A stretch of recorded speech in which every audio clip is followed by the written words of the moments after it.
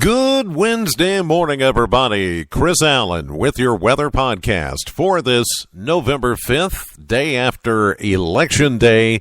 Lots of rain around the area this morning.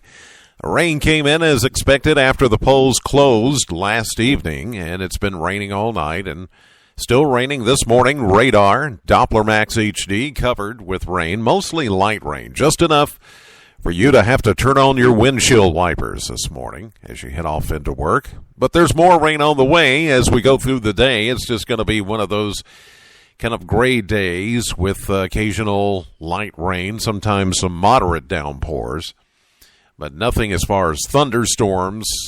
Some of you, though, could pick up a good inch of rain, maybe even a little bit more than that before the day is done. Looking at the numbers from yesterday, it got a little bit warmer than we expected. 69 degrees was the official high temperature at the Bowling Green Warren County Regional Airport at 3:23 yesterday afternoon. 64 is the average, so that's a 5-degree surplus as far as being above average on temperature for the day. 42 was our low, 41 the average, just a 1-degree difference.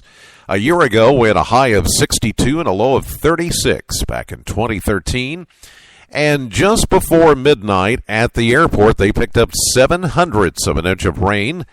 But since then, the Kentucky mesonet sites around southern Kentucky have picked up anywhere from, say, 0.2 of an inch of rain here in Bowling Green.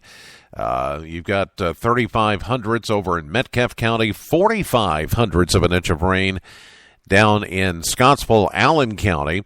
Looks like the most rain, though, Franklin, Simpson County, 6,300 of an inch of rain. That's over a half inch of rain just this morning since midnight. Most everybody else, 1/10 to, say, maybe a 1/4 inch of rain. So, some decent little rainfall, and it's still coming down this morning. We've got that cold front sitting right on top of us, and it's stalled out just a bit. It's slowly moving east, actually, just creeping along. So we're going to keep in a 90% chance of rain likely today. Otherwise, cloudy, drizzle at times, but other times you could get a nice little downpour of rain.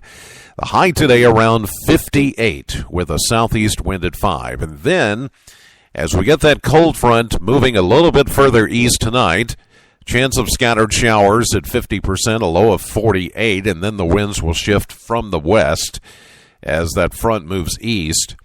For your Thursday, we're going to see some gradual clearing, actually partly sunny, but it will be breezy, with a northwest wind at 12 to 24, a high of 57, and somewhat cooler air will start to move in as we get into late day Thursday into Thursday night, down to 36.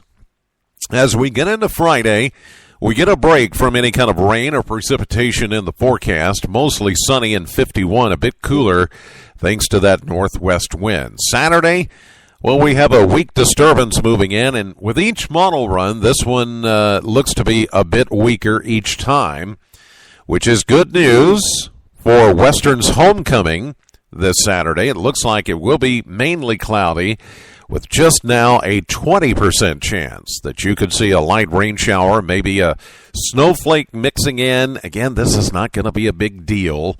A high of 55, but we'll get down to 35 by Saturday night when we're expecting maybe that little bit of light rain over to some wet snowflakes mixed in.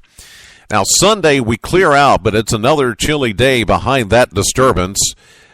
Sunshine with a high of only 50, down to 35 again Sunday night. Monday, we see a bit of a warm-up ahead of our next system. We'll see a high of 61. But by Veterans Day, we've got a much stronger system that will be moving in, and this one has a ton of polar air behind it. And so Tuesday, I should say, Veterans Day next week, we'll see a 30% chance of rain, a high of 56. But after that, it is going to be cold. Now, some people who just don't know what they're talking about are already throwing out the term polar vortex. keep in mind, even during the summertime, the polar vortex is always there. It has always been there, always will be there. People in the networks misuse that term. They misused it last year to explain the cold, when really it's just a pattern change. It happens, every 20, 30 years. We call it oscillation. It happens. It's not the polar vortex coming our way.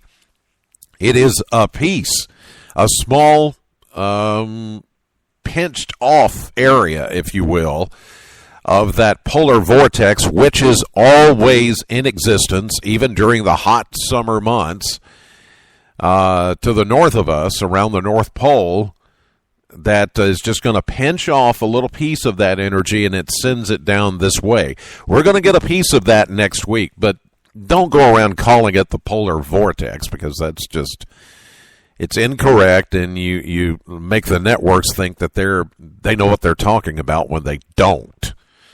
So it is going to get much colder next week. In fact, if you look at my blog site, which I've got posted a link to on my Facebook and Twitter pages, you'll not only see that graphic showing 15 to 25 degrees colder than average in the middle of next week, but you'll also see that I've updated my blog site. I did a little refresh, put some new paint on that outhouse there. So anyway, that'll do it for this edition of the podcast. God bless as always, and thank you so much for listening. Know the weather before it knows you. Have a great day.